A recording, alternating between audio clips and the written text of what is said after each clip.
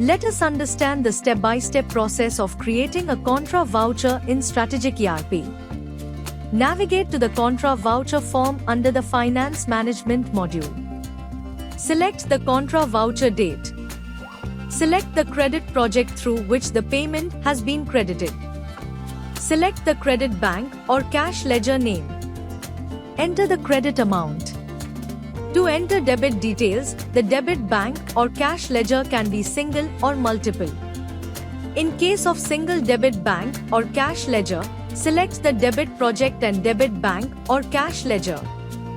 Based on your selection, debit amount will be fetched automatically. Once done, click on Save and your data will be saved successfully. To debit the amount from multiple debit bank or cash ledgers, check the Multi-Contra Voucher. Contra Entries Delist tab will appear automatically based on your selection. Select the company name, to project name and to bank or cash account. Enter the amount to be debited. Click on the plus sign to add single or multiple contra entries. It should be noted that the total credit amount must match the total debit amount. Select the payment mode as applicable. Enter the narration details.